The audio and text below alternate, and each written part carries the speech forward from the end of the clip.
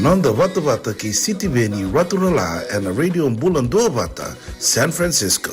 Me kochi kenda Vatamai.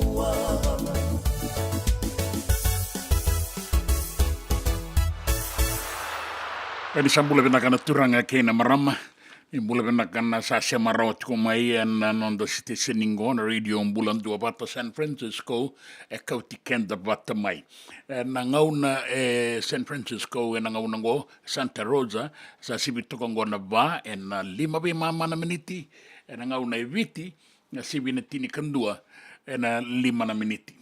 And then we tomani tiko yani the sa semaro tongo meza na ruana kaloko na kabi piti pitu na kaloko mai Santa Rosa and the bagayandra tiko yani we kemuni na San Duavata tiko mai na baglebu na marau tiko na ngaunango da sa waka muria tiko nga na vei kai ado tiko mai Parisi, levo tiko na vei talanoa ningito, Vata kei na nonda sasanga waka mimbi veira nonda timi ni zaurobou lewe abitu, ni dana e adovea ni na whainala, ka tau dan reta tale mai na metaliko le sedapa. Paka andra tuku andi vei kemunike dana vei matabu vale, nonda tu vei matabu vale na zaurobou era tu tikongo, nangito sangalangan lewe abitu veira ke saranga, na nonda turanga marama zaurobou ngonele wa era tikongo, mai varani se na timi ni Olympics ni viti, na ngito so era laki baka itabia ni kina. Toka na nonda baka na nanu nanga unango, na ngito le abitu mbalita ni sa tiki burao, ni sembera tiku mendangan indola nang gitu, nga indola tiku ni kua, arna dingu tali tiku ngakina na nonda daurubo. Viti salai toka ngo na semifinal la mera una sota kina ki Australia. Salai bonga ba na timi, mai na tini karua kara tikibuna, na sota ngo ni lewe abitu, mera sanga na metali koula, sanga ibo tiku ngango ba na timi, era to umbula tiku, mera to sasanga taka, na non rato timi, tina metali koula. Metali siliva kena metali barasa mai na vana timi sa voto kongo tolu ertono bra metali be ba kurumbuita kina be kanda reida da sarabotiko na sama ilutu na timi ni New Zealand na gitu se votiko e bitano na gitu ndua mbeka serua ia na metali sa senga sa oti sa na senga ni baloko na bata lake sa na senga mbeka ngana no na itutu na matai ni tini karua na timi ua sibi ndua e burabura. Saluto New Zealand, saluto talanga o Argentina. O koe ka liu tiko mai na poindi na mbak sawati me adoba na mbak ingo na sota ni HSBC 7s ka boga e duri tiko mai. Saluto ya. Rau saluto na timi ruorongo rau ana na mitiko ni rau na lai bengati takatalenga na metali koula. Ia sa mai lenga na ilako.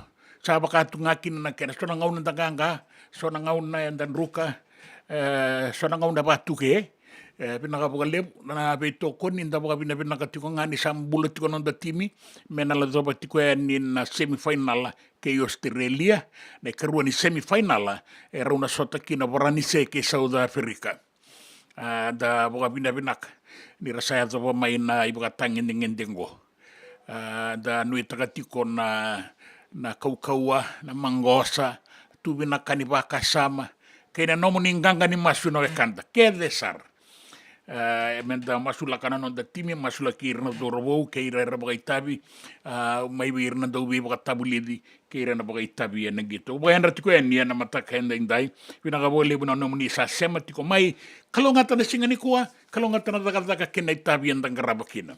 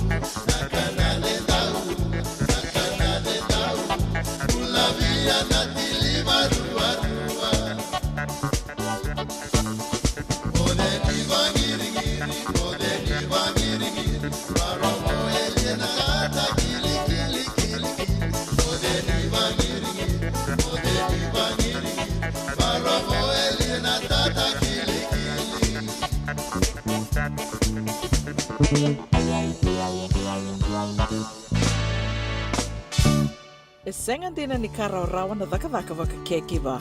Ia endona kainda wipu ke kawaka mamanta taka tuna bengarabi. O ia ke tuna kenda to kakana. Na ika, na dalo, na bisikete, na reo bata, na sunbells e tinimbulu makau. O kenda tuna senga tiko nindraiva, se senga ni waka motoka, kanda u dren na tutu beto seki. Erto satu wakarau na Divine Pacific Food Mart, mai Sacramento, merto talaveani na nung ni boli-boli. Rawa sara. We tartarngayani na taliboni diwan 21 saivarua. Merto bakarotaka katalada mai na nung ni boli-boli ena kenangona totolo tua.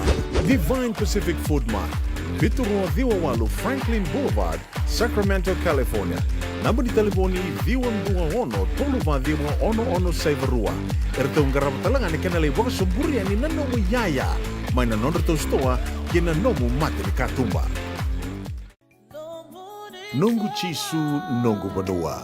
Dorongode na vima maniono kina vitu ene kabuni bugululu we kemada we California. Vima mani ruane kabi kina tolu ene singalewu ni lotilewu we kemando we viti. E warotaka na New Methodist Christian Fellowship USA.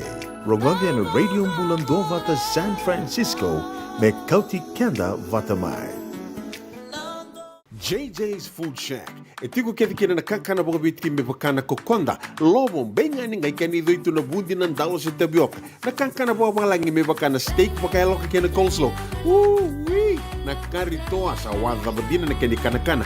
Kaya tiku talanga na nono specials and na lomo ni mga dawa. Daw tamba na Facebook. Na doi ni tiwa ya na bani mandray pai kaya na bugatale. Go na JJ's Food Shack. View Valley mo Billie Jean Street, Santa Rosa, California. Karotal nga nito dili mo yang may Santa Rosa, may ato sarani kina Vato. Giritirto sana kina Vitu Saiba Vitu Tolo Dio Tolo Dundu Limon, JJ's Food Shack, Santa Rosa, California. Binaka bakalevo ng daw siya matikumay. Binaka bakalevo ng daw aseti ko na nonda to Vata Vata na Radio Bula Duavata, San Francisco, may Kauti Keda Vata mai. And the sabo like sarnia daw yani na walu sang bulan ng dolo na kende wili ni matabu vale na Radio Bula Duavata. Iya, wili lili sar me vakatoto Vata taki kina kende wili na ngwanito kay enovea say pura-pura. To na like, to na share, subscribe talaga Mike na Radio Bula Duavata and na YouTube. Radio Bula Duavata, San Francisco, may Kauti Keda Vata mai.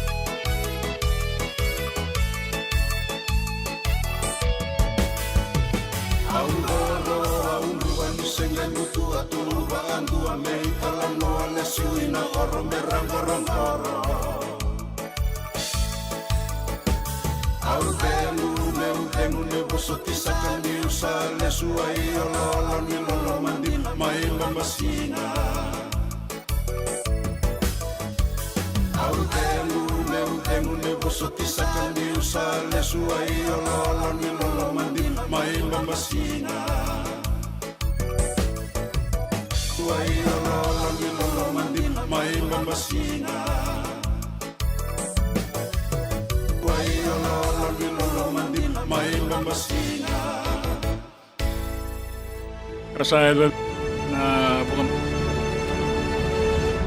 Onggo na rongo may bala ni Songo and a Radio Bula Duavata, San Francisco, may Kauti Keda Vata mai.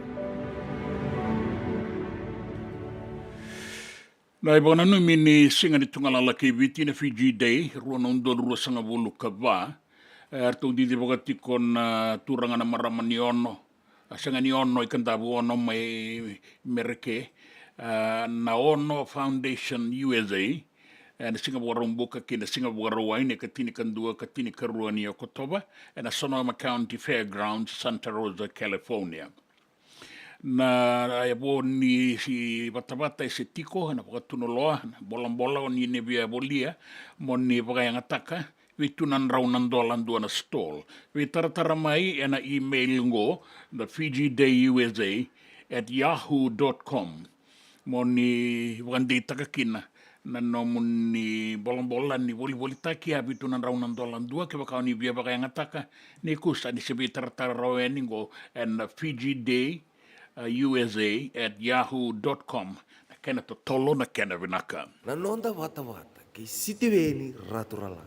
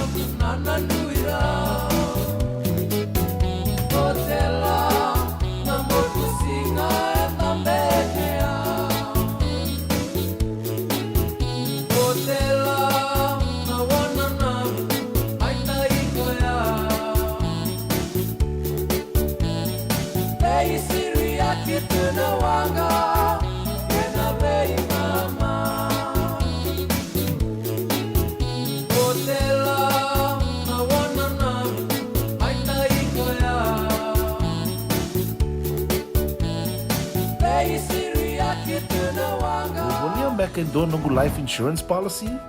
Nakakil nito tani katil kabitu ni kostita na 2022 o sagir ta kasarbiri ni tauna. Kabi ngaya kila maga ngaya sala ko mana check. Sengat tali ni biara, sengat sarangan ni biara malin lai. Ini time sarangan mai. So ang kaliwara ka talaga tuntawana. Kuwertongko. Au saya lo bengo pambinasa. Iyo, o yasar nga na buna, e rau sara, sa tiko na pepa se senga, bula vinaka se tobi mate, kambani duan nga kana soma mena claim na lom ni rosa nga bulu kavana ua keada na lenga, nisa e ambaki roa tina policy. Text mai kina wasa eva walu van dua, tolu walu lima e na kena i tuku matai lalai, o ya na wasa eva walu van dua, tolu walu lima. Doyan Robin na ramaraman na ita. Do samba di ba kusa iwe. Yandra na ita. Kita sili katalaw mande na Orange Lounge. Maleka. Gurasan ba di kata-kata pinakasar tu nga toboy siyang pambakaw. Ngay way dala tu kinambata. Koe serengan kori. Sono ngono santa pinakat serengan na kenta kakana. Di na to zoko. Kaya kitusan ng berata ni baga singalebu, kitusan ng gali baga kabi ngaya ni kina. Na Orange Lounge, katalaw baga singalebu siya baga kabi, e baraw tayo ito baga manggosang gayon totokan na buno ni kana. May namenta to identity, kanay baga singalebu siya baga kabi, may baka na baga sakera, na sui, ikatabuteke, roro baga lolo, kaya na vida tale. Giraraw mo kila na menu ni singoya, na Orange Lounge, tolo-tolong dua, Orange Street, Santa Rosa. Ang dua tala na tamang ni Garabi ni Divine Group of Companies. Dola man na wala kaloka na mataka, kina wala kaloka anambongi moniti kina singatambo na Orange Lounge. Tolo-tolong dua, Orange Street, Santa Rosa. Dendram beka nang wala ni kibal ni lote na buko ni oso-oso pakadadaka. Sendra-kendra kita beka na itos-tos nimbula, kuha ni lenga sinuing gawa-gawa. Nana magi-mai kina programo warotaki. Mai vera tau na New Methodist Christian Fellowship USA.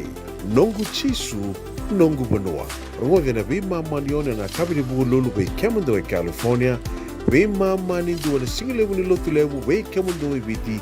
And a radio Bula Duavata San Francisco. Me Kauti Keda Vata mai. Anonda Vata ki siti veni raturola.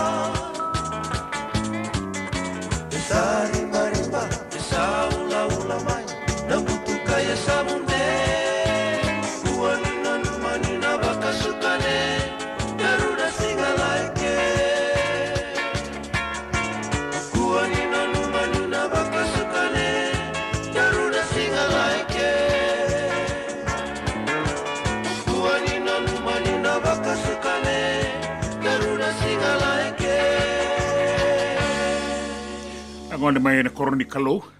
Ra wa maruta kenda tale tikunga ke rana be mata sereso se bunga sara na iwa tangi se bo membaleti kenda mei wa langa uti koni raka ke na be to so ke na singa bo ro enda ngau na viti na ngau na mai na Cook Island se kabitoka ni singa wa karaumbuka kabine bo karaumbuka sa tikungo ndona tukutuku mbaleta na do robo ka ba sanga reitiko e lutu wa e na singa tambu e na mado saoti mai na tuku ka lo tiko mai na wanga mai na dua na no mangaia me ala ko tiko e ni kira rotonga na korturanga mani lutu ki wa na do robo ngo se ba sanga reitiko sandu reitukutuku e tikongo baletiko e ndana ngerongo da ni tukutuku e na nda banua ke na via sai burabura ratua sai limbari watani tawake dola bina kalunga tana pinguarabi sa lolo matu atu wana le tukutuku lolo matu mai e Sacramento bukan jota kita litungani lolo mai asawai rara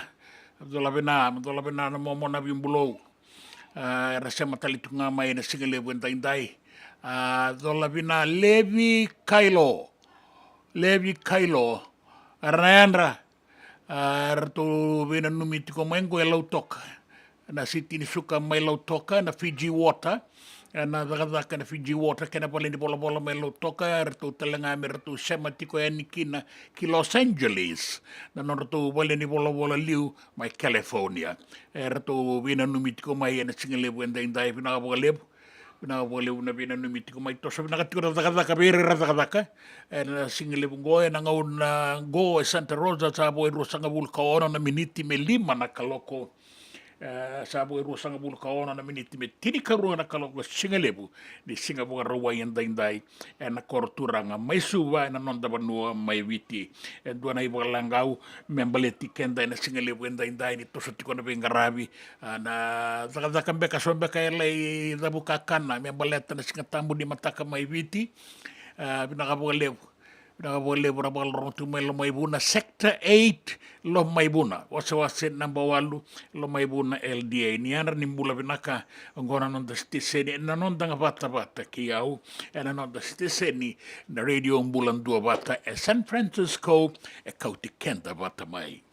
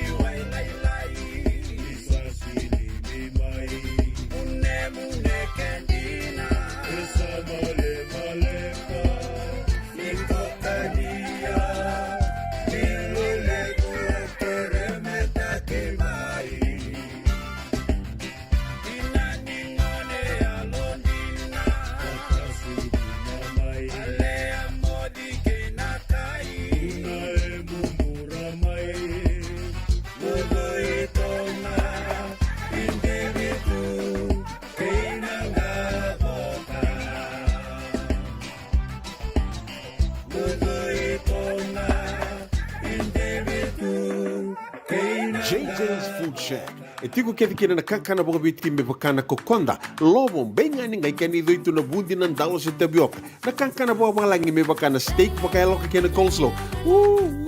Na karitoa sa wadha badina na kani kanakana. Kay tiku talangana non to specials and lomani madawa. Dau tamba na Facebook. Na doi ni tiwa ya na pani mandrai pai ke na bugatale. Gore na JJ's Food Shack. Viu Valley mo Billy Jean Street, Santa Rosa, California. Erau talangan ratu dili boyang mai Santa Rosa, meyado sarani kina Vato. Giritir tu sana kina vitu saiba vitu tolu dio tolu dundu limono. JJ's Food Shack, Santa Rosa, California. Me voliam back and do nungu life insurance policy? Nakakira ni tutana katil kabitu ni akostita na 2022 o sangir takasarabiri ni tauna. Kami ngaya kena maga ngaya salah aku mana cek. Sangat tali ni biara, sangat sarangan ni biara paling lain. In time sarangan mai. So kan terli warga terli tunda warga. Kau tunggu. Kau saya lawat bengo kamu binasa. Iyo, o ya sarangan buna. Rau sara. Sa tiku na pepa se senga. Bula binaka se tobi mate. Kambani dua nga kana soma mena claim na lom ni rosa nga bulu kavana ua keada na lenga nisa ya mbaki roa tina policy. Text mai kina wasa eva walu va dua tolu walu lima ena kena ituku matai lalai. Hoya na wasa eva walu va dua tolu walu lima.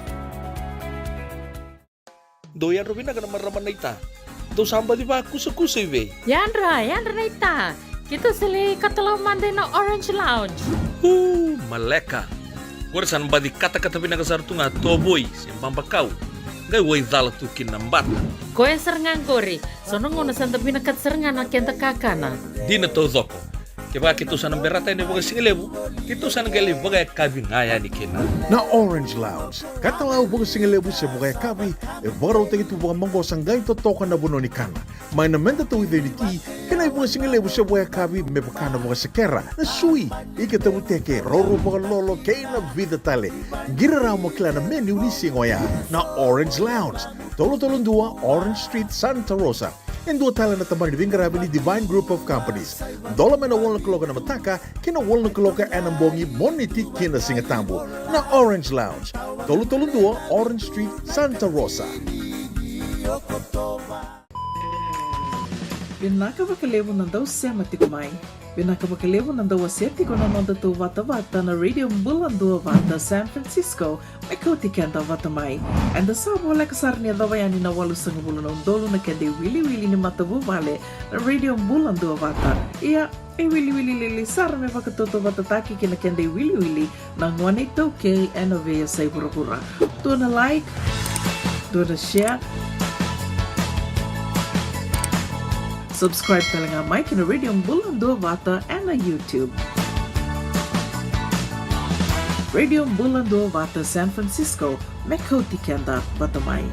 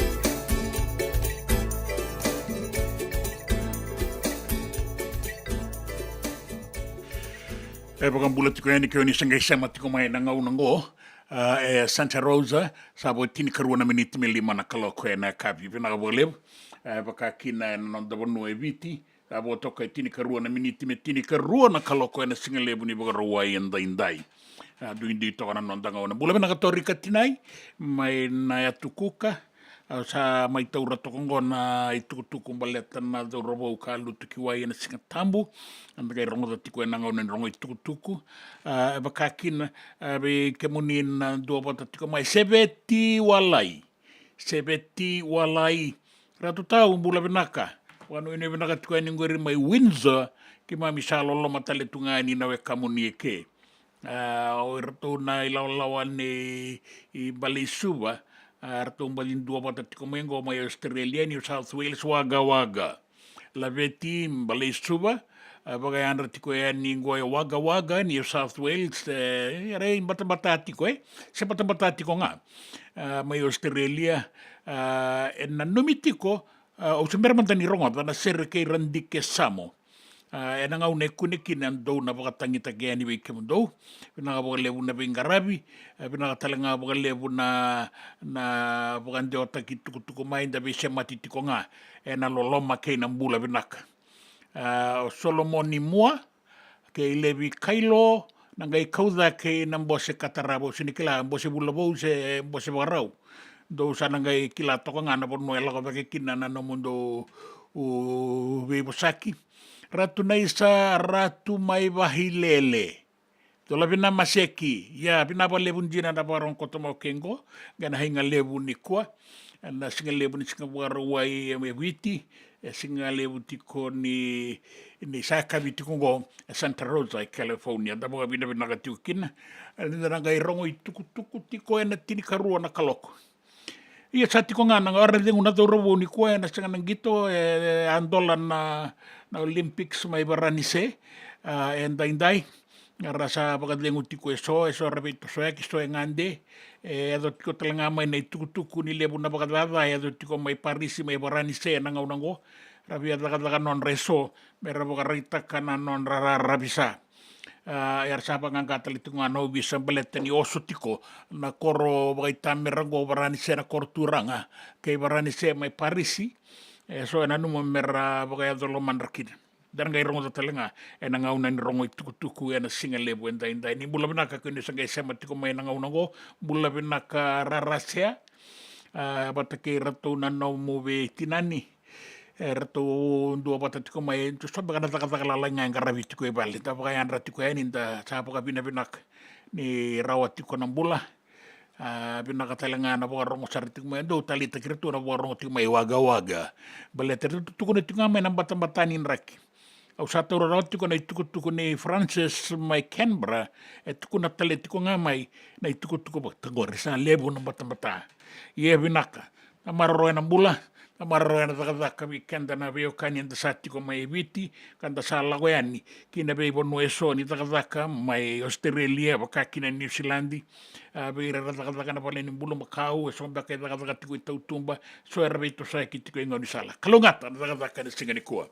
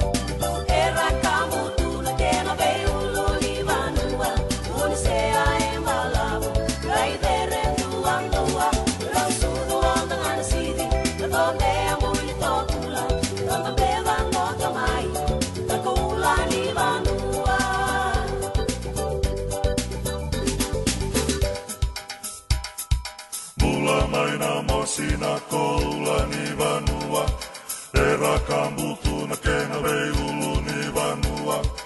Isana ja vato vakavale toloni kauvuda, unisea ededere ngai totoka vaka.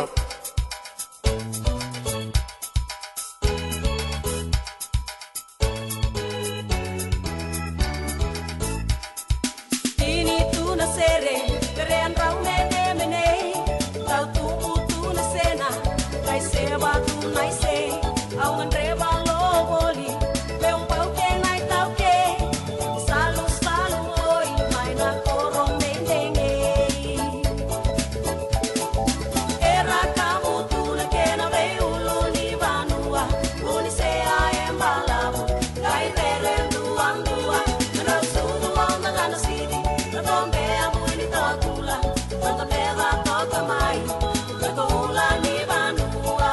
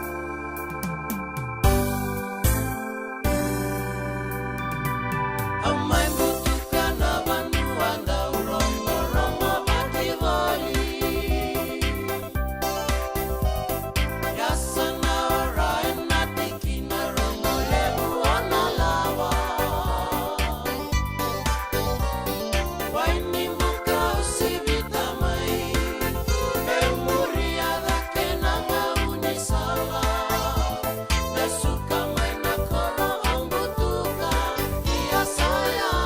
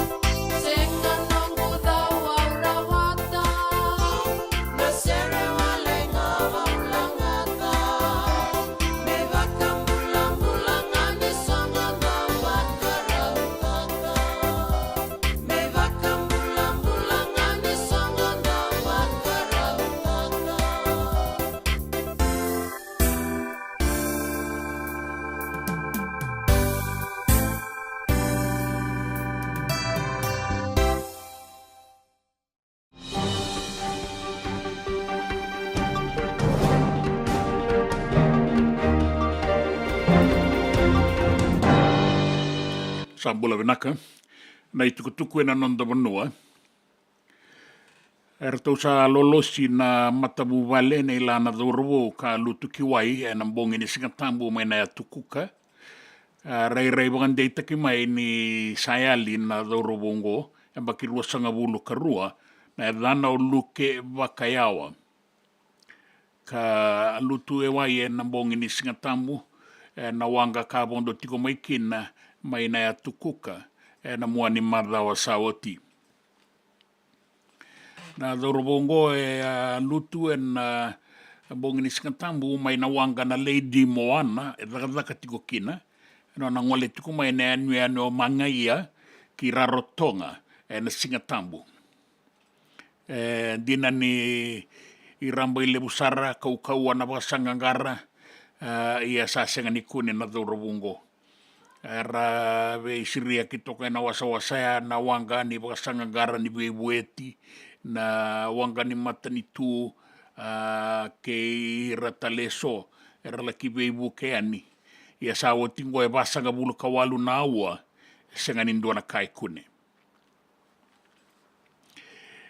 waretaka o kapitani buli bagayawa na tamana na dhorobongo ni sa rarao taka sarabolipu na pukatala kaya mai adongo buan na nona dhorobo na lubena. Kana ndau reida na wasa-wasa, kasenga ni ngwila dhaba na bei kaya ayado na vida na singasauti. E nagai bagai durindo na bei wagagai me na tambadagadaga ni obisa, me rawa ningai lokudiki na indo na singa ni lotu ni baga na numi me baleta na nona bula na dhorobo ngo, ka dagadaka boli e na kambani ni wanga na tayo shipping, na tukuka kasi tika budlaka kina na bula machi ni ambaki saoti ia sa mayanga na tukuka na dorobongo sanga walanga ni baleta na nona daka ya kaina kini ala ibebu ke boga libusara na ngauna kaya do ni kina tukuka na Prime Minister Eviti o Sitiveni Rambuka era sa boga rita kana obisa mai na tukuka ni sabagan data kina na ayali na dhorobongo ka sanga ni kunen dina ni sayazo na boga sangangara ia sa sanga ni kune rao sanga ia mai na itukutuku ni beibangangai imbaleta na boda ni wanga na puamau na manua ni mataibwali oai ka boda e na dhakau mai pulanga en bula saoti e sa maniado na kena be bangangai ka sa ado mai na non rato o madala ni be bangangai na RFNS po mau ka sa barita kana ilu ni matei wai o Commodore Humphrey Tawake ni sa dikebitiko na ibola tukutuku ni be bangangai baleta na manuango bagarita kana nona kauai na itukutuku sa bagarita ki mai na tambana ni be bangangai me dikebiki na ibugarau ni dakadaka na matai walu ya wai o ire kabibi ki na itabi so me rabenga rabikina kana nume me sananda ubagaya doritiko na be ngauna na dikebi ni bagarau ni dakadaka na matai walu ya wai sanga ngai dikebi nga na ngauna saya do kina na lenga apa ngangado tagitalenga na buli na be kaiso embaleta na takadaka baga matay walu yawai kay na ken bengarab sabang andi takamay Commodore Tawake ni kambimbi na nonda ngaraba so na be sau me rawa ni manakina na be bangangai baga ongo na be kai na numi me baga edori me binakatake kina na be ngarabi erto sadan bena non da robo na itutu ni semifinal sanga ibonga ipana timi mai be erto se bala takatikongo na metali etolu ruana timi rawa metali na gito mai Tokyo na sota batango na bana amba kisaoti mai Tokyo na timi ni Argentina ya rawata na metali varasa timi ni New Zealand ya rawata na metali siliba kan reta mai Koviti na koula mai Tokyo mai Japani O rau na time rua, Argentina vata ke New Zealandi, e rau asama inruka e na quarter final. A kene mbale, ni rau sana senga ni rau ni vala e na vata ni gara metali. Kasanga i wondondua tiko kina o viti. Ia o viti e rau na sota ke Australia, o rau ngana timingoro sember ni ruka pokandua. E na sota ka poka e duri tikungo mai varani se. O viti e sembera ni ruka pokandua. E nandua nangito, ni sota ni Olympics, ka teko mai Rio, e ado mai Tokyo mai Japani, ka ado talitunga maingo, e Paris mai varani se. Sembera ni ruka pokandua, e nandua na nangito, e na sota ni Olympics. Ia enda sa raida na veka ertu sa rawata na dorobou, ka nanumi ni na rawa ni ertu la betadake na non rato ngito bukan bibi na tatango maki. Ia kune tiko lebu na non rato tatango maki ni malu-malumo e na ngau na tika buki na nangito. E bida na timi ertu sotango, e rarawa kai tiko na timingo e na itika bunga ni matai ni bai mama. Ia era sakila tiko na daun dindingo. Kara sana taka tiko kina sa tiko na dabaga nui. Ni erto sabo tokongo e wana timi me erto walataki metali. Me erto laki azabani na finala. Na rawa ka, buka pinaka ka katoa. E bua i na timi ni viti e na nona sasanga. Erto sakila tiko na daurabou. Dua na itukutuku ni da tiko e nangito. Baleta na daurabou poni pate longa ni masi na daurabou ngo e daurabou ni sabu. E kai nakatiko mai na itukutuku nei tamana na nona sanga mele reida na sarava nangito nei ponipate o choeli kalunga tana tamana engai raiva mai e didiva mai e vasa kabulu kalimana kilomita me ado mai sabu me rao ni mai sarava kina na ngito nei ponipate e na sota ni Olympics chandua tani nona marau ni sama saraba rawa, sanga langani saraba. Bukan dina takatelengani ambau tambaka na polo. O pon patelonga ni masi na sota ke Uruguay, na matai ni wabo kini sota baka tumbu. O koea se anramay ng dua na kaloko na mataka ni singa, me titi may sabu-sabu, me raw ni may saraba ng gito ni nalubena. Saba kaya dono na turang ako, o choeli kalungata. Kinabiasa ibura-bura. Sa edo tiko eson na bakan dinandinan ni bakatata may varani se bakan bibi may parisi na panua era sa osota tiko yan yung gona liwe ni panua may baleta na sota ni Olympics. Era numatali nga iso mera bakaya doloman rakina. Era bakatata na sala ni stima ni panua. Era bakatata na talenga elebu na ngata ni bengarabi yung baleta na beito soyaki may Paris ka rasa ataka tiko kinan na daw bengarabi na matanitua barani seke ira na linga ni taka ni betangomaki era sa vangagato takana non bengarabi na ngaunang go baleta ni oso saratiko na korotura ngango mo Paris ve ira na lako ya ni na biasa iburu-buru baleta na sota ni Olympics kainaki ni ibung kasara era sa tikongo en bualiku na tokalau ke na rani korongo may Parisi era veito soya ki tikongo en estima ni banua ka andina ni sendo labitiko en ngaunango e vida na kambani ni veito soya ki di sitima ni banua era sa abalenga itokongo en Eastern High Speed Lines watakin kambani teleson Atlantic Northern era sabi may tubukan dua manda na bengarabi may aldo bani boka binakataki na sala ni stima ni banua na gaito manitale kini tukutukunin raki boka rita ki may nindati ko na boka roni dangi kaukaua membaleta na nonda banua gomete kabu may na tulau lo may biti kandabu tapi anu boleh kata ka ado talenga mai ena bein barabi ni anu lala yeso Bula saratiko na ngaunango na deba ke na toka lau deba. Dua na uanin raki vinaka e kota wakaiawa e aniki na deba, dua na uanin raki sua e rau kota vei tikiwi kai. Angoi waka wunatiko na vei tumutumuri ni ua lelebu e wasa. Ka sanui taki na no tanganga rau ni na dau vei tosa aki waka mimbi na dau soko ke na ngone dau. E na vei wanua e na vei tosa ke kina la kia dau saratiko na wasaga wulu kalima na nota.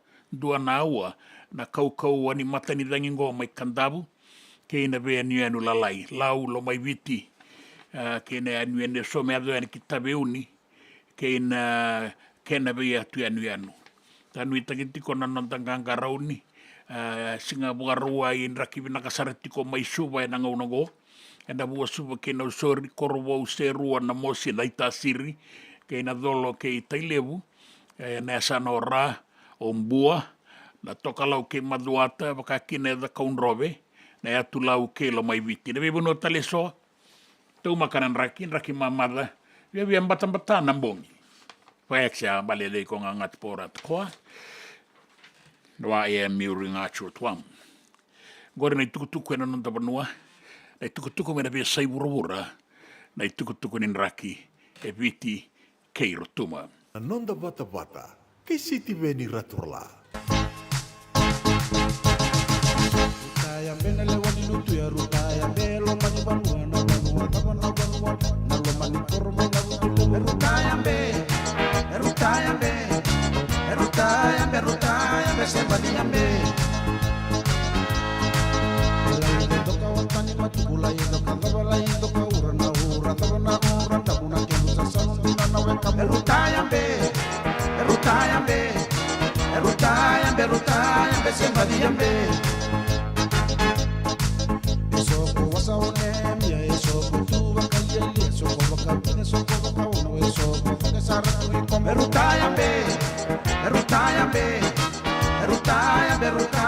sembadi mbe Laite indalo taba lewu, laite indalo ina butule unandano, taba nandalo matuana, kemusa salundu na melutu ya rutaya mbe, sembadi mbe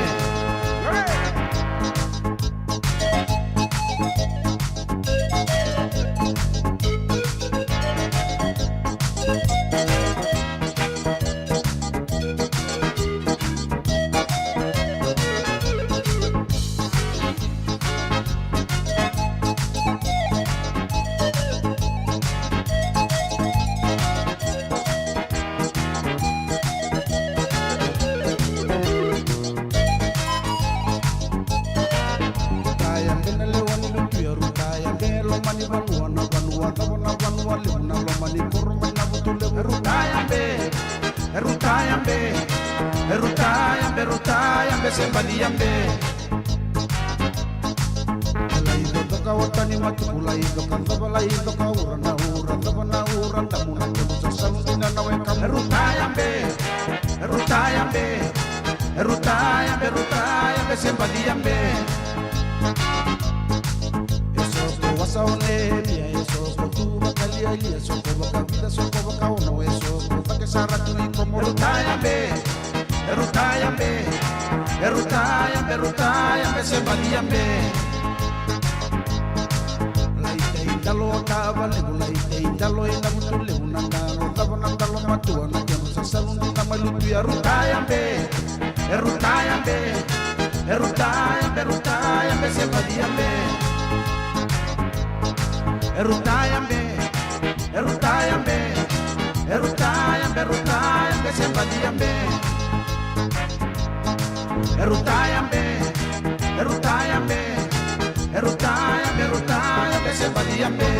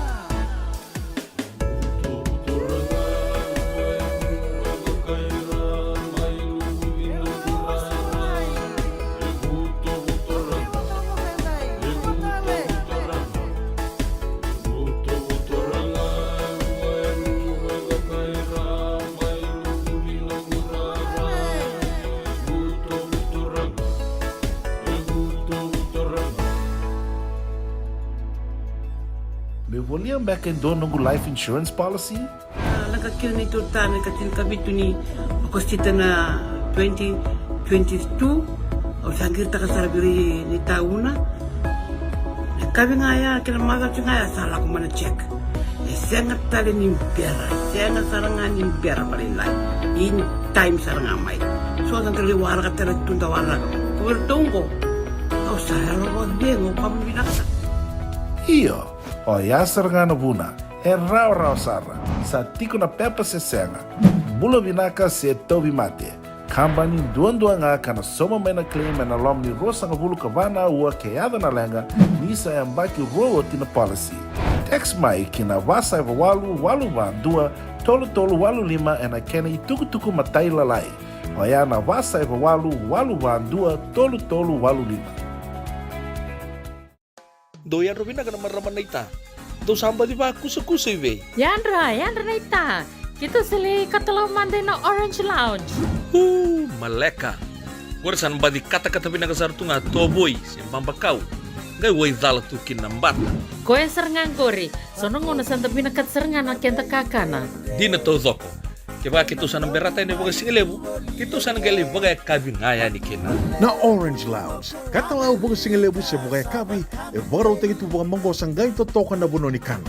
May namenda to identity, kena bagai singelebu sa bagai kabi, may bakana bagai sekera, na sui, ikatabu teke, roro bagai lolo, kaya na vida tale. Giraraw mo kila na menu ni singoya, na Orange Lounge, tolo-tolong dua, Orange Street, Santa Rosa. And dua tala na tamang ni Bingarabi ni Divine Group of Companies. Dola may na walang kaloka na mataka, kina walang kaloka anambongi moniti kina singatambo na Orange Lounge. Tolo-tolong dua, Orange Street, Santa Rosa. Nungu chisu, nungu banua. Dorongode na bima maniono kina vitu ene kabuni bugululu be kemandawe California. Bima mani ruane kabi kina tolu ene singalewu ni lotilebu be kemandawe viti. Ewarotaka na New Methodist Christian Fellowship, USA. Rongode na Radio Bula Duavata, San Francisco, me Kauti, Keda, Vata mai. Nanonda Vata ki City Veni Raturola.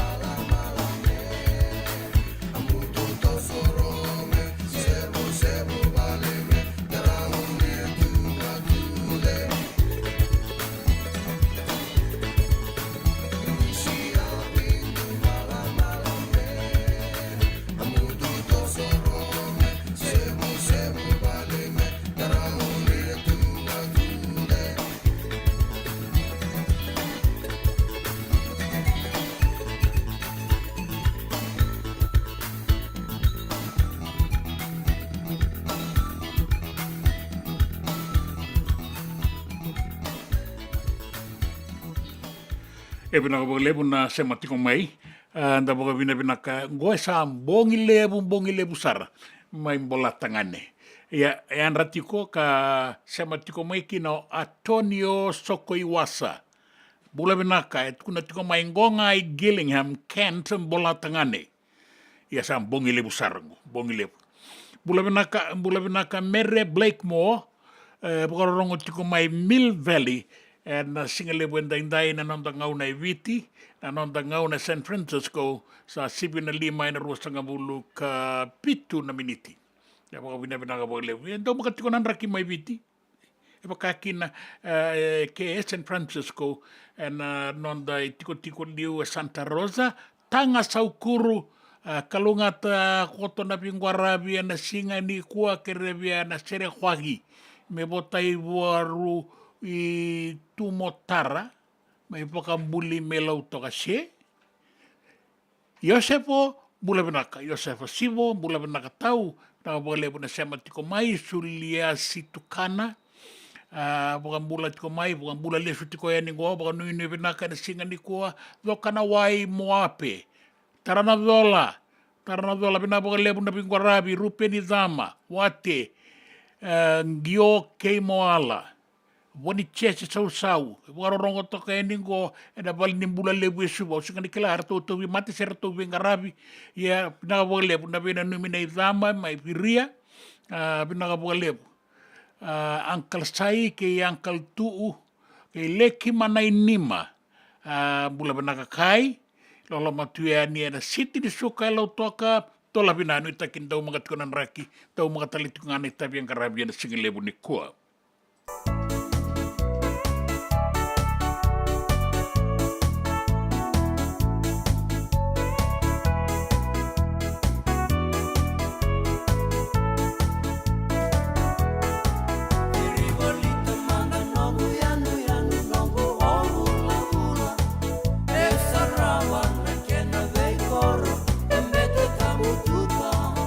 Vai tambu e na mama toka lau, que ensino Vata.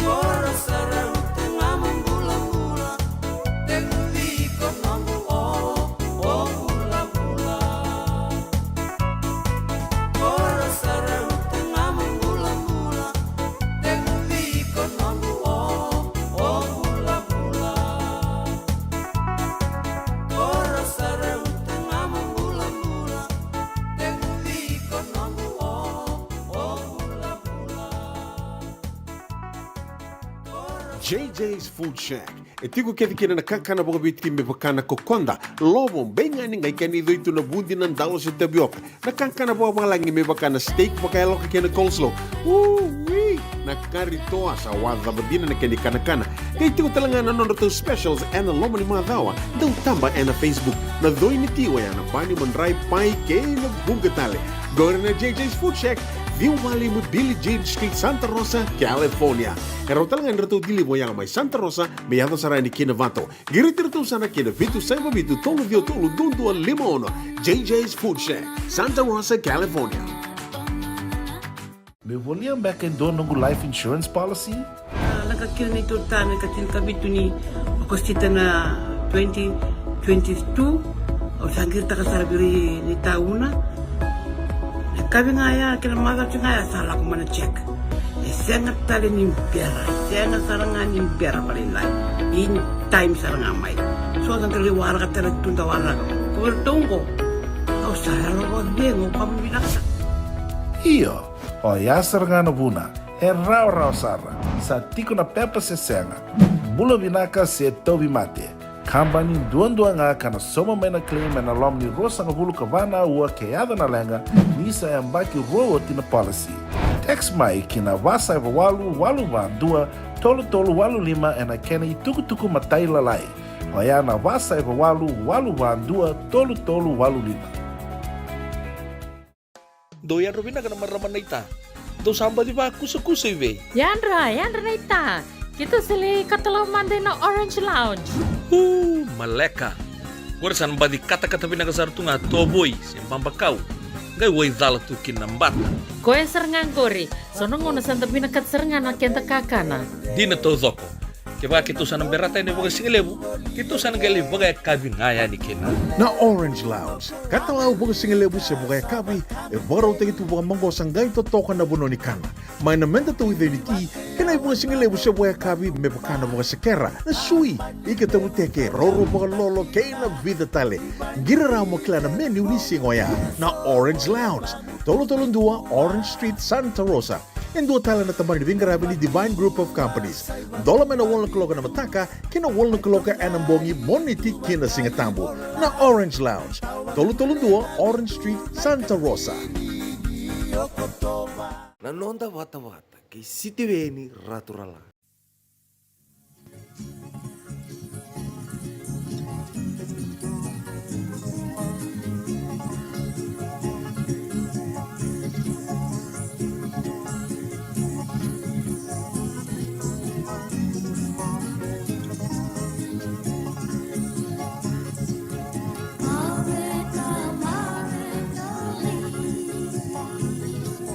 Sai kami na nabukatali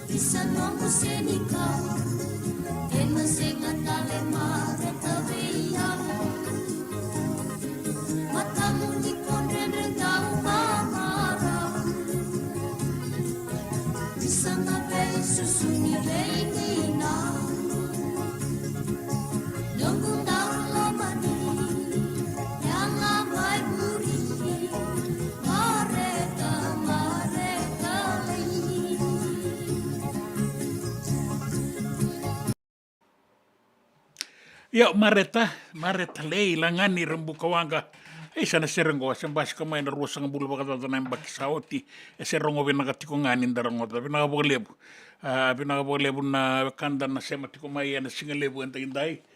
Nangauna viti sa boy ruwa sang bulu ka ruwa na miniti mendua na kaloko.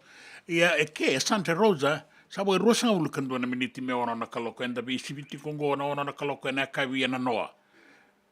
Gona kavia na noa na mninga ona mai viti o ki mamingo stiko ni ngona boga rombuka ni sati ko ni singa boga roai mbula venaka lemeki nai nima lolo matiko ni mena siti ni suka lo toka vinaka boga levu chone koroi tuku nai valu dona ya bia kila bola lai chone koroi tuku nai valu dola vina tai siti cost you less kwembe kango lo dala rupe ni dama Pinakabolebu na bogarong tiko mai na tailebu na Mosi Ward.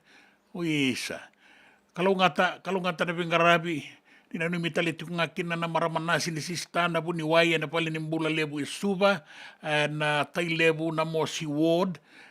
Tau mate tiko ngo tau boni chese. Wate. Sanimiri kay dama. Pinakabolebu. So na nastangan ni ratiko talaga ngakin na nimbula benak. Sara-sara tiko ngo may nandio pedeli na sau. Dola bina lemeki na nima era bagambula tiko mai lau toka ke dokana wai moape era bia ina numi tiko mai na singalebu endai na koro bagabiti PCC mai Hawaii atu na isa ife choeli ke na soni sanga ngwela dabi ke na Uncle Sai ke momo tuu nakabalebu and the sato so tiko nga e nanon da bingarabi and na singa indai sa la kiluto tongo na kavi San Francisco di boy rosa kabulo na miniti me ono nakaloko.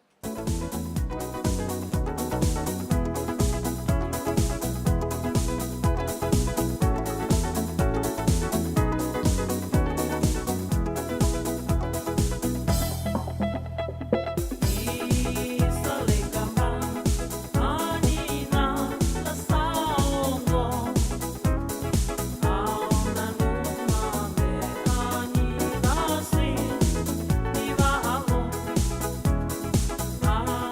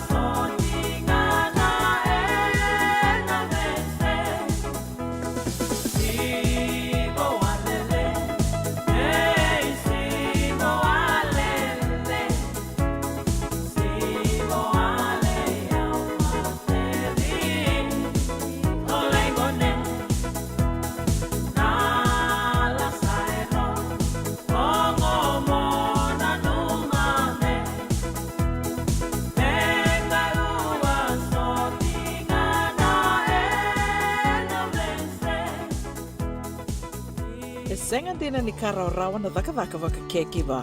Ia endona kainda wipu ke kawaka mamanta taka tuna bengaravi, o ia ke tuna kenda to kakana.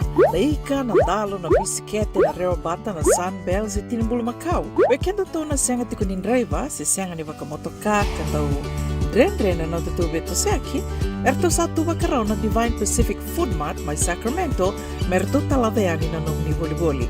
Rawa sara, we tartarngayani na taliboni diwa dua ono toluwa diwa ono saivarua, merto wakarotaka katalada mai na nomni boli, ena kena ngona to tolo tua. Divine Pacific Food Mart, Viturua Diwawalu Franklin Boulevard, Sacramento, California. Namba di telefoni Viwan Dua Ono, Toluva Diwa Ono Saivarua. Ertong garapatalangan ni kanalay waka sumburi ani nanomu yaya. May nanondo to stoa, kina nomu mati ni katumba.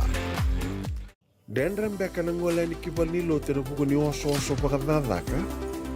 Sendrakin-drakitan beka na itos-tos nimbula, kuha nilenga sinuingaw-gawa.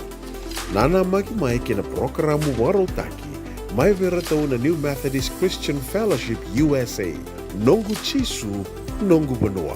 Rungo na bima maniona na kabini bugululu be Kemundo e California, bima mani duwa na singilewu ni lotulewu be Kemundo e Viti, and a radio Bula Duavata San Francisco, me Kauti Keda Vata mai. JJ's Food Shack. E tiku kena na kakana boka biti me bakana kokonda. Lobong benga ni ngai kani itu na bundi ng dalos sa tabioka. Na kakana boka malangi me bakana steak baka loka kena coleslaw. Woo-wee! Nakarito sa wada badina na kani kana. Kaya tiku talaga na nono specials and na loma ni mga dawa. Daw tamba and na Facebook. Na doy ni tiwa yan. Na pani manray pai kay na bungatali. Gawin na JJ's Food Shack. View Valley mo Billy Jean Street, Santa Rosa, California. Pero talagang rato dili mo yang may Santa Rosa, may ato sa ni Kinavato. Giritirto sana Kinavito, Saiba Vito, Tolo Dio Tolo, Dundo, Limon, JJ's Food Shack, Santa Rosa, California. Nanonda Vata, kay City Veni Raturala.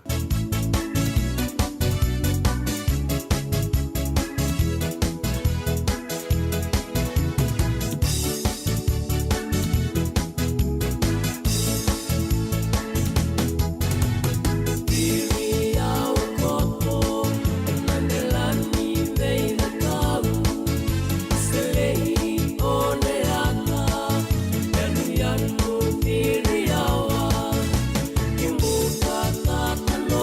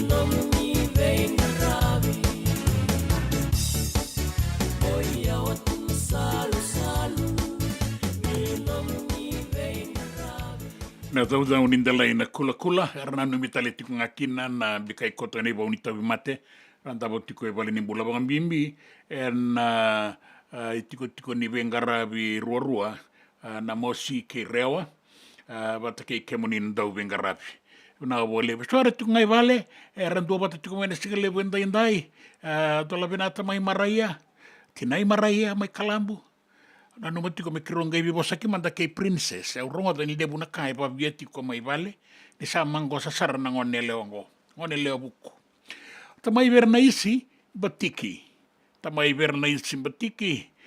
lolo matiko yani o Driscoll vagaloloma dona ya berere vakia o Driscoll vagaloloma Paringa Resort Renmark pina ka lebu era to nuwena numitale tunga mengo to masiulundole malo ambula era to mbona numitale tunga kina na komiti ni wala sar mo tukuna na komiti ni baga lebu ni lotu esle ya bina ka lebu era to tikongo mai bunin rala ilami na matabu wale kede sa lolo matale ngai bunin rala rabaga bina ka tiko mai o roto ne lala ne mai bere na isi rato wengarabi tiko na ngaunango rabagayan ratiko mai South Australia karlolo masaratali tiko i vandra mai ngau awa ilami ira na songo ni turanga ni tambadaga ko lami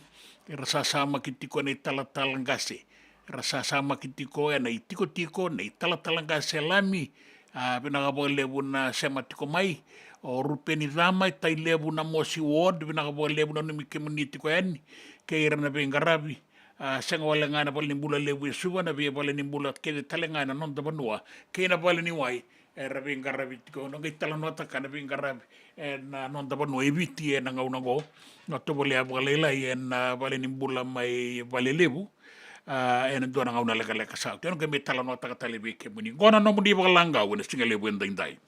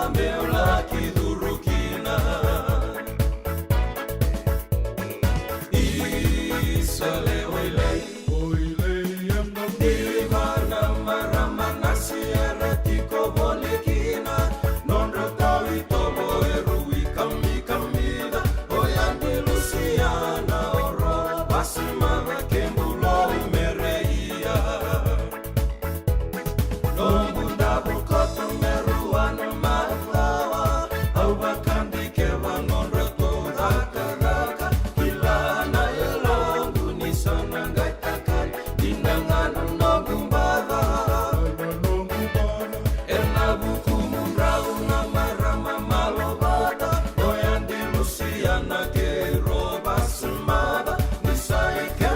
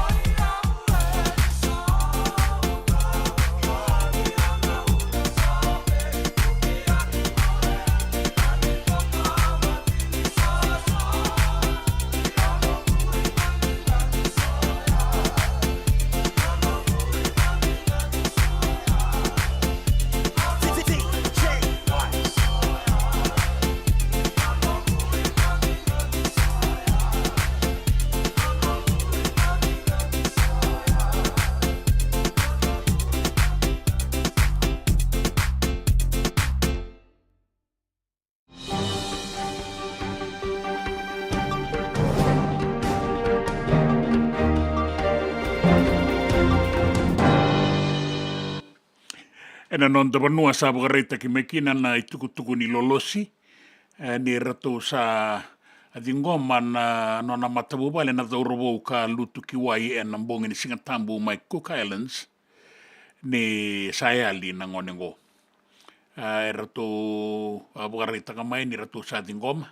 A lutu ki wai o luke Whakaiawa, e na mbongi ni Singatambu. Apondo tiko mai e nandua na wanga ni Kākoa na Lady Moana, a soko tiko mai na wanga ngo, mai mangaia e ndua na anu mai na tukuka, me ngole ki na koroturanga mai Rarotonga e na Singatambu. Dina ni ado na wangangara, rauta ni vasanga vula kawalu na ua, na nonra pakasangara tiko na dhaurovongo e na vanua ka lutu kine kiwai, ia sa senga ni kune. E kaya o kapitani vuli Whakaiawa na luo na tamana, ni sa tingoma e na alombimbi ke na rarawa. Tapi kaya ai adho e na luvena, ka sana Whakaidhuri na vei vangangai, e na kena i Whakaraunga, e na tamadhagadaga ni o visa, ka sarasa Whakarau tiko ngani ngona weka, membaleta e ndua na lotu, ni Whakananumi membaleta na dhaurovongo o luke Whakaiawa. Dhaka tiko ko e na taio shipping mai na atukuka, e na ngauna ka edhokina na lenka. Siteka bu dhaka ikia e na vula o machi ni ambakisao tiru na undolu ruasanga vula katolu.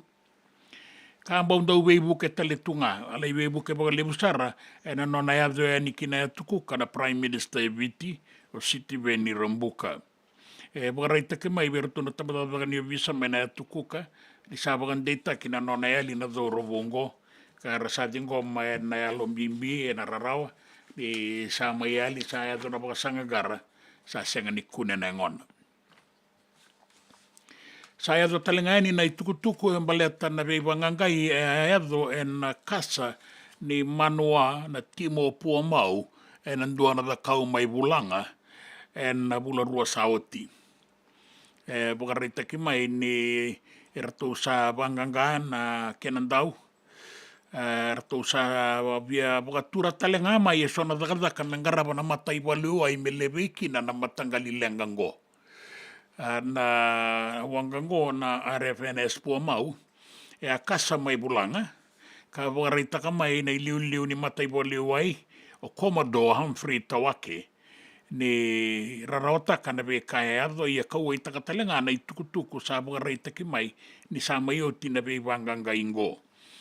E kotokina na Whakatutu e so, membaleta na laveti dhake, ni Vengaravi, na nora gangarauni, na Whakailesi-lesi na matai walio wai, Whakambimbi veira na kaiwanga, kei na non raitavi me rea nrapa Whakapinaka, e na ngauna, e ra takataka wolikina, e na non da vei wasawasa.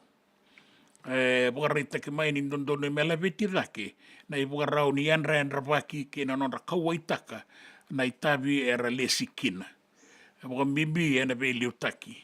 E katalenga o Humphrey Tawake, na iliuliu ni matai walio ai, ni dondono me panganga totaki na takataka ni Whakandindike, na takataka ni vei Whakatavulithi, na nora Whakavulithi Whakapinaka, na ka Whakailavo, kei na takataka kedenga, e ngaravo na matai walio ai.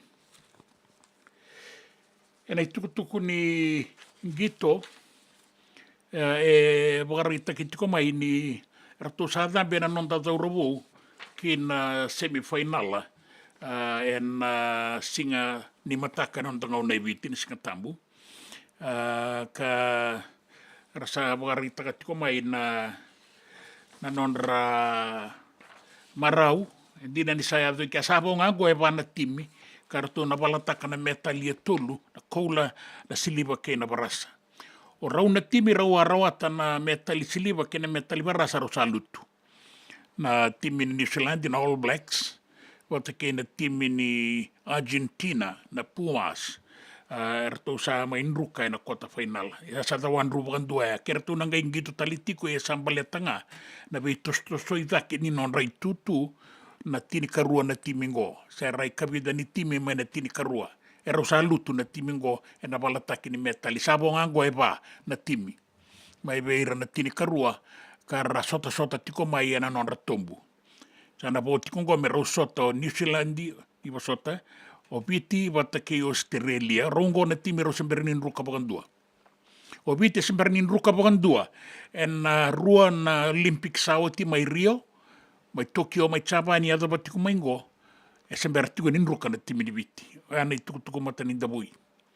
Australia, na sota ngā ngō mai paranise, e sembere tiko kina nin ruka.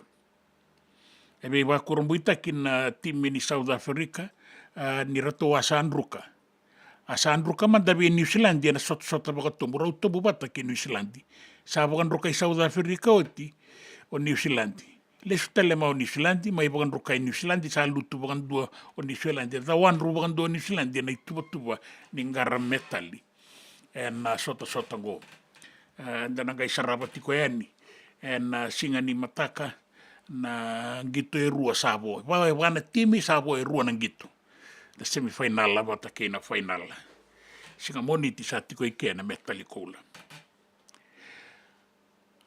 E rabagaraitaka mai na abagailesilesi na tambana ni Tango Maki mai Parisi mai Varanise.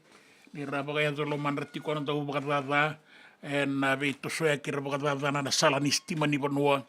Kabunga na ngada ni vengarabi mbaleta na veito soya ki. E rabagayadolo manratiko kina e so. Non ra garava na Itavi ni veito soya ki mai Varanise. Mata me bagayangata ki na non ratiko ra oso tiko ngona leo ni Vanua. Na leo i vura mai Parisi. Sanga ni rangande nga ani Merlaindonia telenga na sota ni Olympics ka boga dori tikongo. Tandola ya na mataka ni kuwa nandanga unebiti. Ya sa tika bumbasi ka mai so na ibaga takila ni wadada so nga nasasanga era takapatiko na daw wadada mai kea. Me baga lenga ikina na bular sa yan rabagitiko. Na leo ni mata iwalu wata ke na ubisa na tambana ni Tango Maki. Me kakua ni nduana lenga e baga edori se me nduana i rongo da. E ni ratiko e ni eke ai milioni baga milioni na leo ni Vanua. Ina itukutuku ni raki. E baga reitaki mai ni solitiko na i baga ron ni dangi kaukaua. E nangaunango mai na atulau, lo mai viti, kandavu. Wata ke na be anu anu wole kata e wilikina o anu da wata ke imbenga. Ke na be anu la itale so. E na be imbarabi mai tabe uni. Ka kauta mai barabi ni be anu mai kandavu. Ke yasawa. Ke na tulau. Pua mimbi ki na deba. Mbula saratiko na ngaunango. Na tokalau ke na deba. E na nondam barabi. E wasa e wakakina. E dua na ua ni nraki mamada e koto baka eo yani kina deba. Ka bakakina en dua na ua ni nraki sua e koto tiki banga. Sanga i baka buna tiko. Na pe itu mutumburi da ke ni ua langa ni na ua lelebu. Kara tiko ngo e wasa. Soli tiko e nikina na kena i baka rona. Matani dangi tiko sare na pasanga bulu ka 5 na nota. Na kaukau ni dangi. E na pe imbarabi e soa mai kandabu. Kina ya tulau. Na ya tula mai viti, kaya doya niki tabe uni. Bula saratoka na dangi na ngaunango.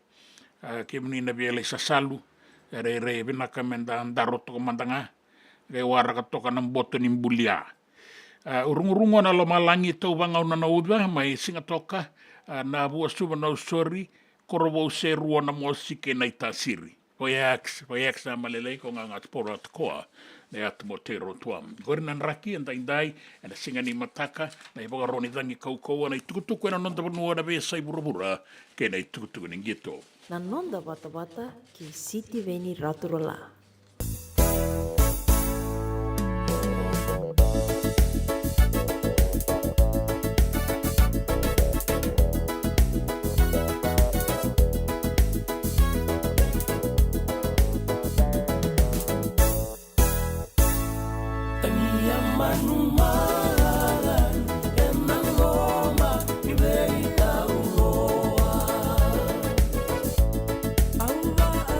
Bakarai takalu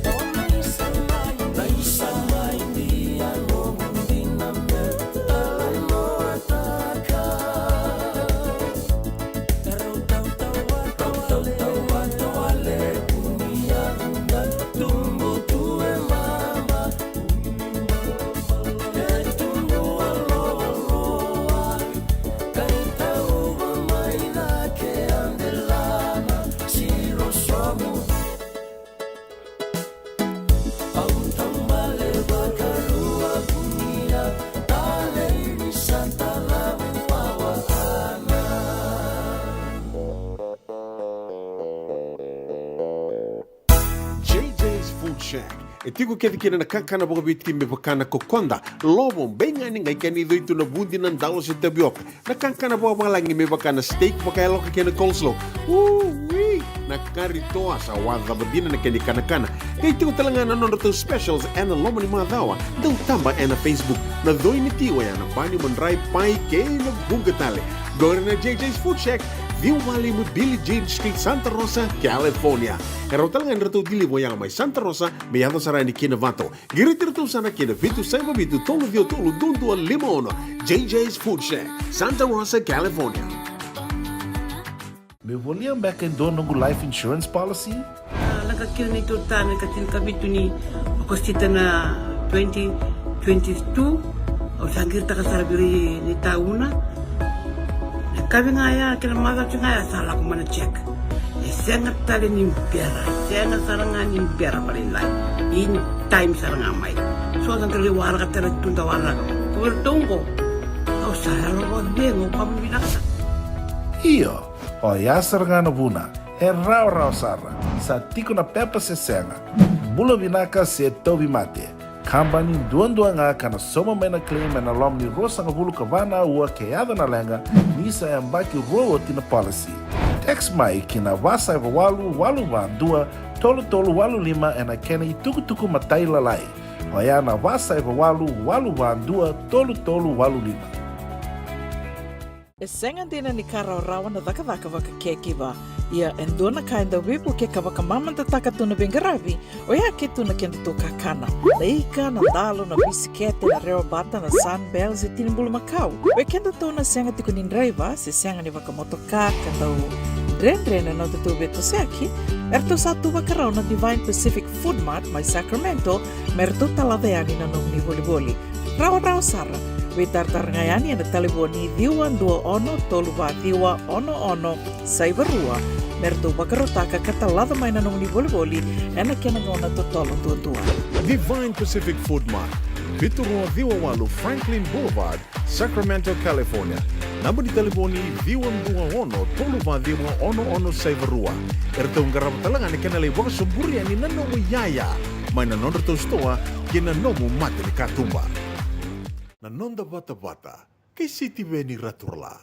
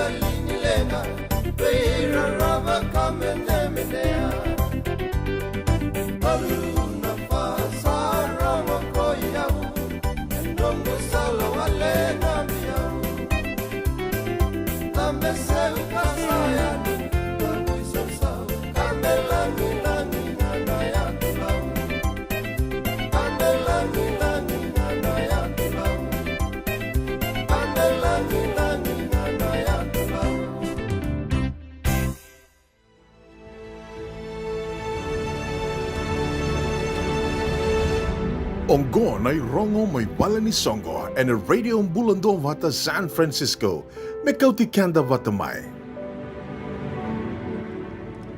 Pakarong iti ko yan na iloku ni Songo kena solebu ni tungalala ni nonda panua. Na Fiji Day ruana undoluru sanga bulu kaba era to na didi bakatiko na Ono Foundation USA. Sanga seni ono ike ono mai kantabu iti ko nga gona ono ke San Francisco. And pakarong buka kena pakarawai katinikan rua ni singa ni Okotoba and a Sonoma County Fairgrounds, Santa Rosa, California. Ese boti ko na stall sa bitunan raunan dola. Dua, ko ni tukutuku yani mo ni bagan de tarongo and daw makasara. And kena tukutuku mo ni be tartarean yan email and fijidayusa@yahoo.com. Ni bagan de takay ni kinanano mo ni stall bitunan raunan dola and dua. Nanonda Vata Vata, que si ti veni raturala.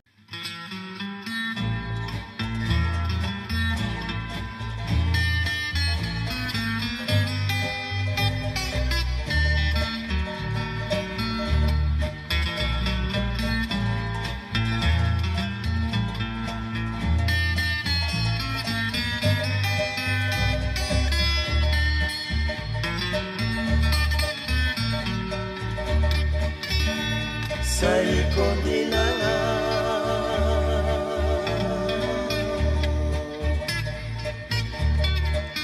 awarongo dalando momu kokade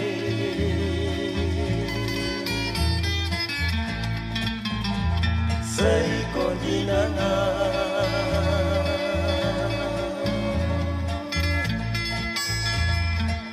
Misando momu saranga auromoda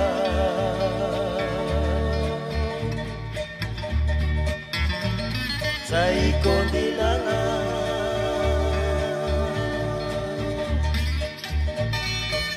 Tono munde kamiliau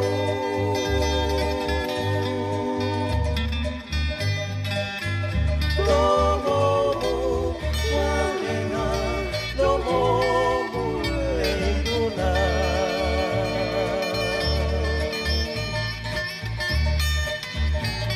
Aundau mangan retu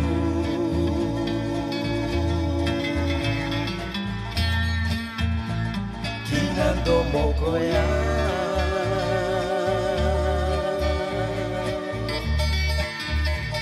Memoro male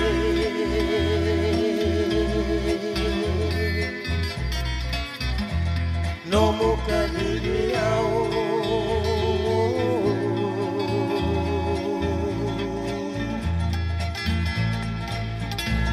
Tomo mualena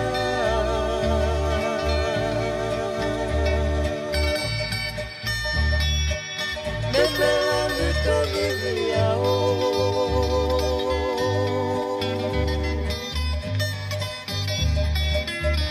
Tomo mualena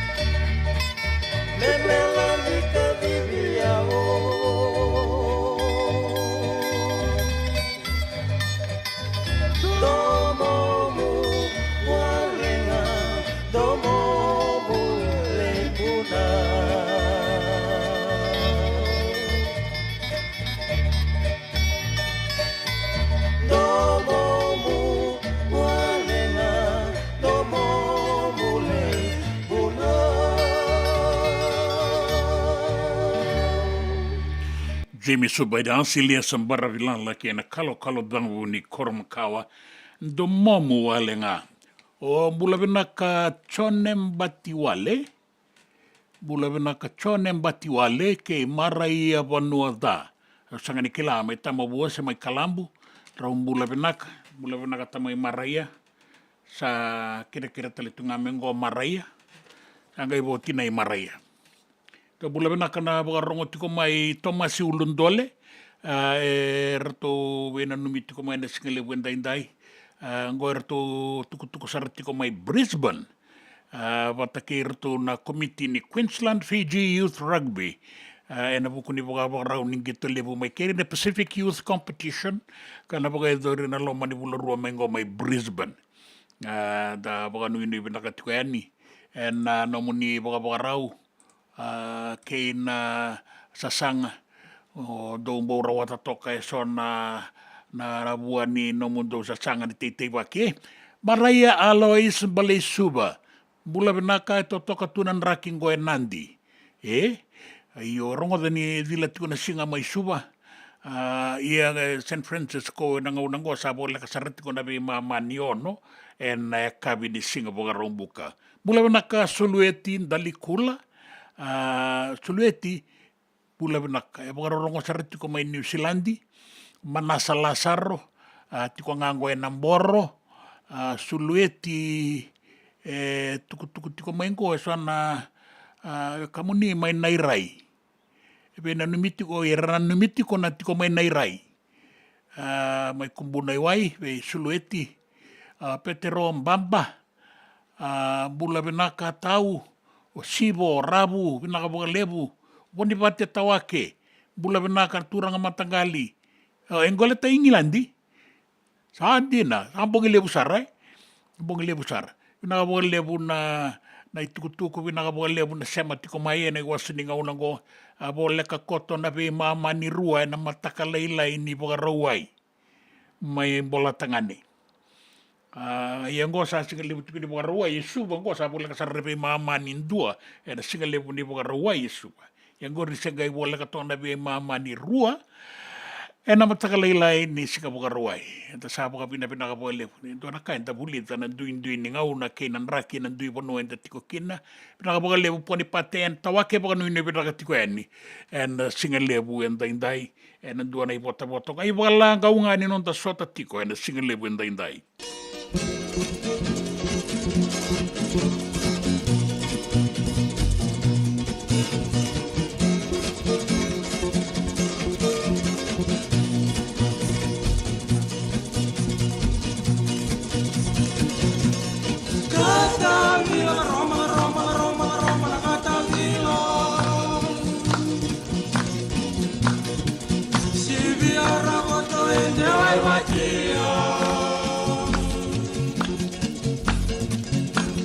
Ka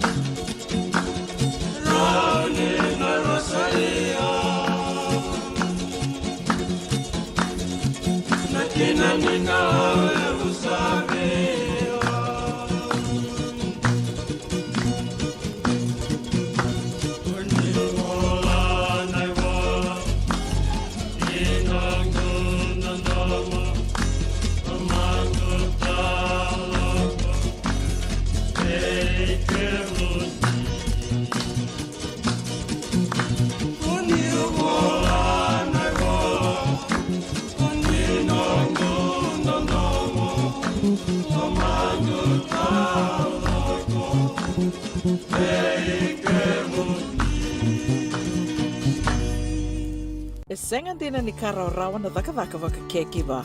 Ia endona kainda wipu ke kawaka mamanta taka tuna bengaravi o ia ke tuna kenda tō kakana. Leika na dalo na bisikete na reo bata na sunbells e tinimbulu makau. We kenda tōna senga tiku ni driver se senga ni waka motoka katau Drendre na te tū beto seaki. Erto sa tu wakarau na Divine Pacific Food Mart mai Sacramento merto talaveani na nong ni boli-boli. Rao sara.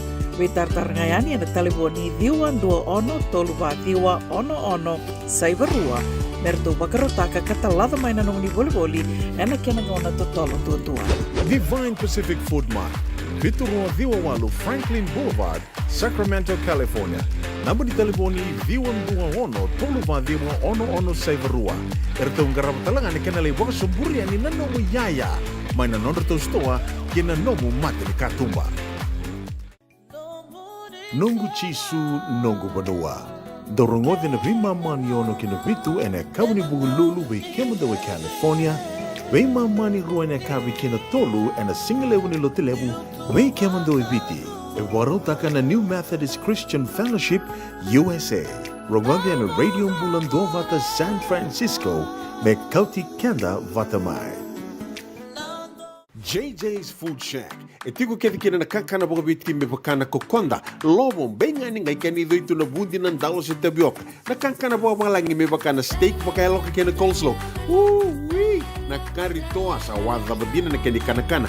Kay tiku talanga na nonroto specials and lomo ni madawa. Dau tamba na Facebook. Na doi ni tiwa ya na bani mandrai pai ke na bungatale. Gore na JJ's Food Shack. Viu Valley mo Billie Jean Street, Santa Rosa, California. Karo talagang rito dili mo yang may Santa Rosa, may yato sa rani kina Vato. Giritirito sana kina Vitu Saiba Vitu, tolo dio tolo, dundu al limono. JJ's Food Shack, Santa Rosa, California. Nanonda Vata, kei City Veni Rotorala.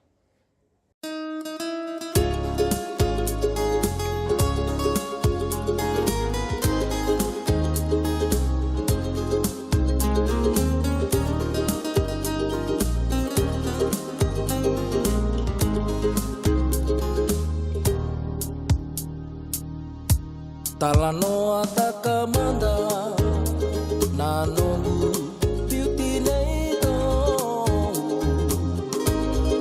meu samole sambuyani kina mukalo leuni mateni nakasou kena gogolo dau penrai Nonra bosa na bulong Rausa mode ko akani sikei mala Nobu ilo lama isalei modrau ilinga wale na Rausa mode ko akani sikei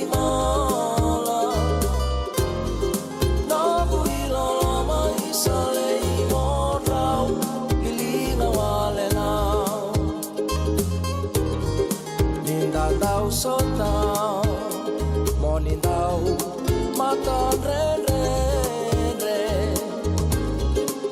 Woboleka ni mai kamoro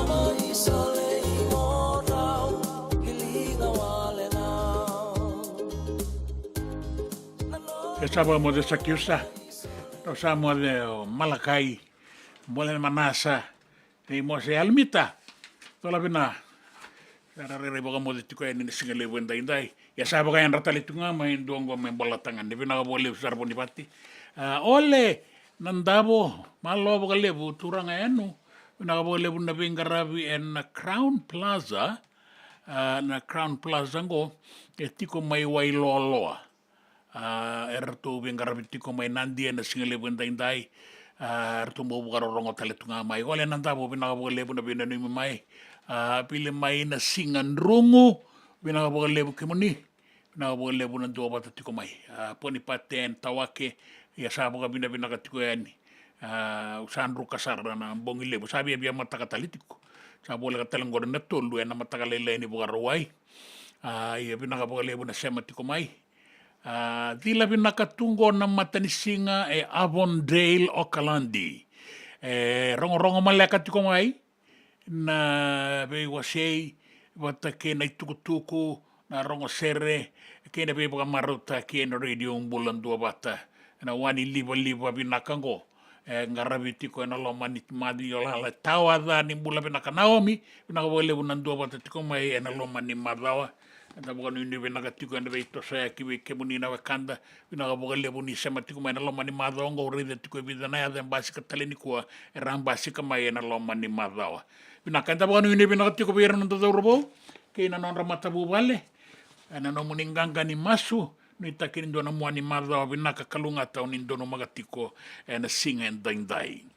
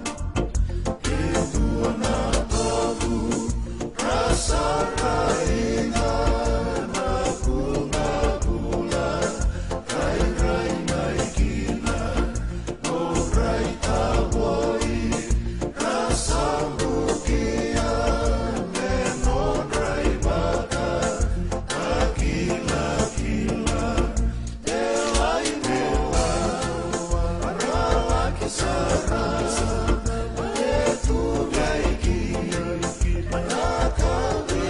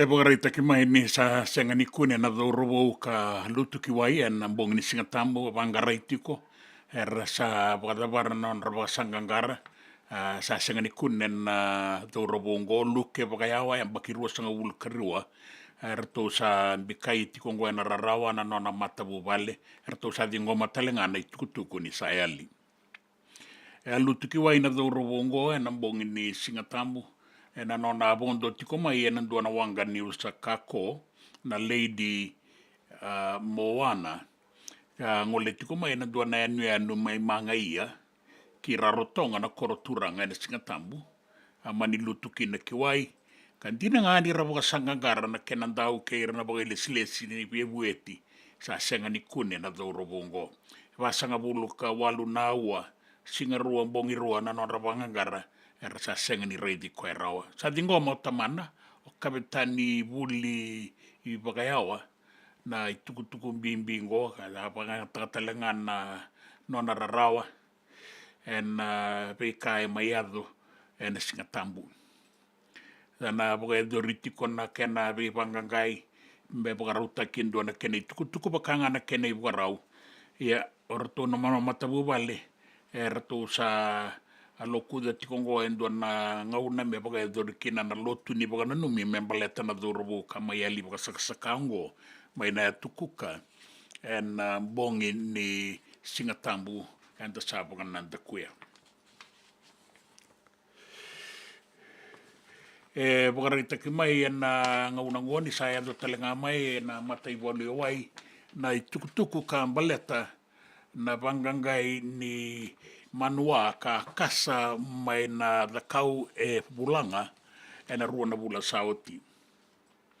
Na kasa ni RFNS po mau e sa wakaruta ki o ti talengana kena be wangangai sa kaya na iliulu ni matei wa lewai ni kauai taka wakalewu na itukutuku e mbasi kango ni sala ki yado na be wangangai katambaki mai waka itukutuku ka sa tatau na kita lenga mai kina e sona dakadaka me nangarabo na matai po lewa indua na pangangazotaki ni nonra pingarapi na elondina e na bosota e na senga na rawa na poka wele ka sa pangangazotaki ngai sona tikina me anrapi poka pinaka tapi kaya mbaletira e rapingarapi na nonra wuli na nonra lesi kina itutu e so me rapingarapi kina kei na ngata tau doko talenga ni vengarabia na matai wale wai.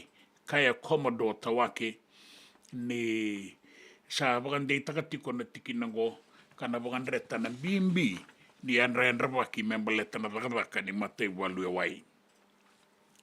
Kinangito sa reda na nanggito ela ko tikongo mai baranise sa ayang asar na nona so baga mataka enduan turang melai sarang gitu melai sarawan gitu ni na lubena actually di kalungata yang wale kisabu-sabu en bongilebu melai sarawan na imata ini wabo kini sot-sota baga tumbu ni sot-sota ningeto leo abitu mai Parisi mai Varanise. Wasanga bulu kalima na miniti pole ndoa na awa na nona sasanga tiko yani. Me didi wasanga bulu kalima na kilomita ki sabu-sabu mela ki sarangito kina. Samara ua lebu ni reidi na luvena poni pate ni ngito tiko na timini viti ka sota ke Uruguay na rabo sota tiko yani na turangango mele reidi poni pate longa ni masi sama ni reida rao sara senga ni reida sarabo al talenga sarabo talenga ni ambo tambaka endo na skoa na do robongo. Ya na itu ngito mai Varanise sa de kotara dengu na singa ni kua maleta ni ndolabi na songo kara se dengu tale mandangana do robo na mataka ni mataka sa nangai madalakina na metalia soli ke era sa taura kenda sa tiko ngana da wanu ni benak ke na nondanga ni masu maleta na nonda sasanga en reta mayoviti na metali koula mebaka e atlik tango makatikongo ki Varanise. Kene tukutuku inraki soli tiko eni nei bogaroni dan kaukau me baleta na atulau ke kandavu atulo mai viti ke na vea nui anu vole kata dua na bogaroni dan sa soli tiko eni go sa soli tiko eni go na bogaro ni dangi kaukau non da wasawasa ke na vea bonua vole kata na vea imbarabi soli tiko eni na bogaro na voliku ke na deva ke lau na vea ni anu lalai o kandavu kelo mai viti o tabe uni la kia vea ni kina mbarabi ke da kaunrobe bula sara toka na ngaunango na deba kina toka lau deba ndo na wanin rakivina ka koto bagai awa sara kina deba ka koto bataka e talenga ndo na wanin raki sua ka sabaga buna tiko na uolele we takali na ngaunango era so taka tiko na dau soko ke era na veito so ki tiko era nanda ve imbarabi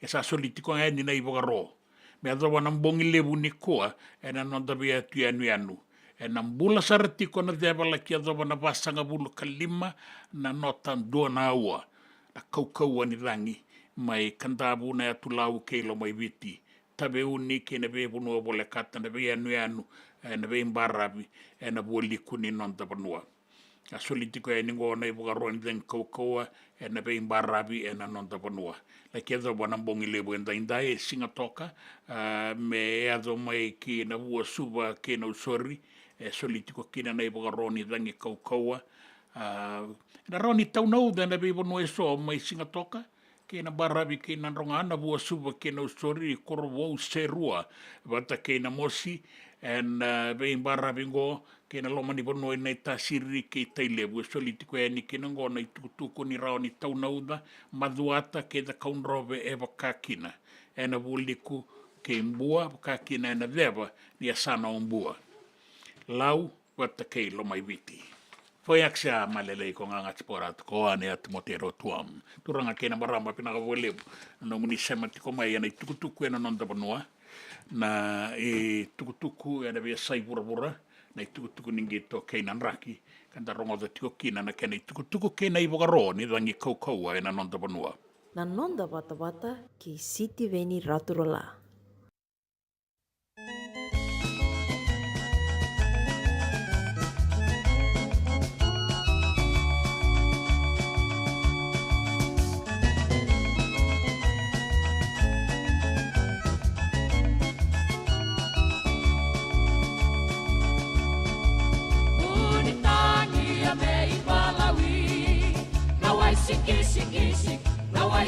Siki, Muritania me imbala. Veita vidina matamu rau, Amilana mau, Veita vidina matamu. Naulu iba sema ulamana, sunraina la, naulu iba sema ulamana.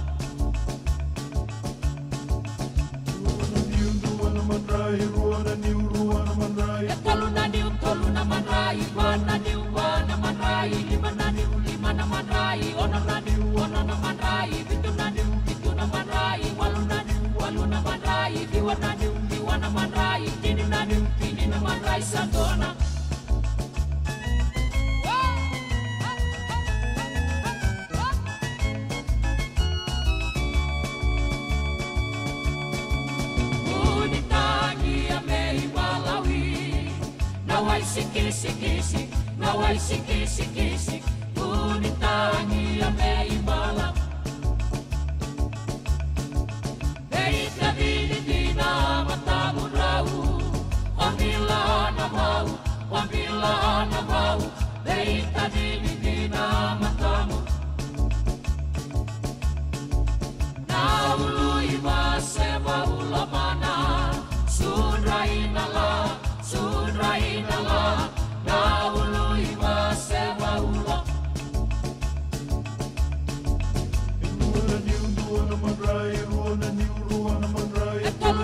Tolu na manrai, wana manrai, lima na manrai, ono na manrai, bitu na manrai, walu na manrai, liwa na manrai, tini na manrai, satona. Dala nga matarau! Manu, dhawa mekana urau, manu, dhawa mekana urau, magasito ka endelani bakau, magasito ka endelani bakau, role na miau, role. Dala nga matarau! Manu, dhawa mekana urau, manu, dhawa mekana urau, magasito ka endelani bakau, magasito ka endelani bakau, role na miau,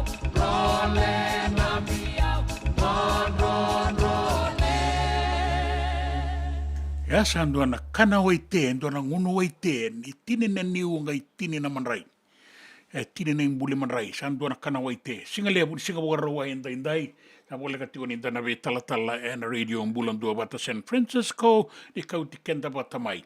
Sabo ka mode tiko ya niwe mati andari, bata kei rato na ilawa rato wakarorongo tiko mai Eden Park, o Maria Fane, Kitione, mai o Kalandi, o Bula Vinaka, ratu salolo matuia ningo na I lawa mai na korni buli na St. John mai o Kalandi bena ka wale Bula Duavata tiko mai ke muni na sema tiko mai ro Bula Vinaka o maraia bata ke chone bati wale maraia vonua da sabo ka mode tiko ani ke muni Bula Vinaka ni sa mode tamai maraia kalunga tiko na singa ni kua ke na pengara ngai sota tale ena ngauna enta sota tale kina ni sa mode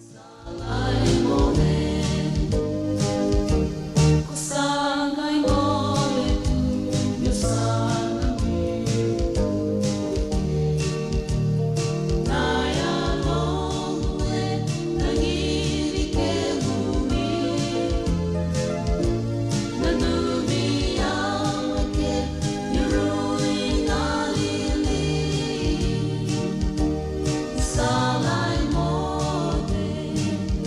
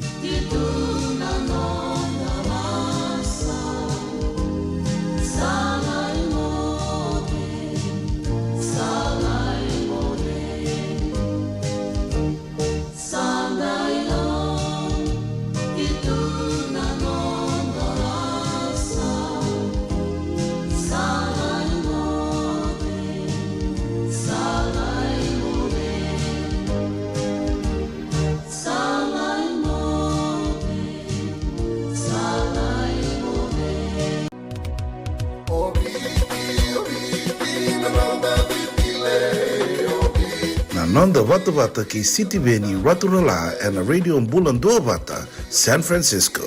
Me Kochi Kenda Vatabai.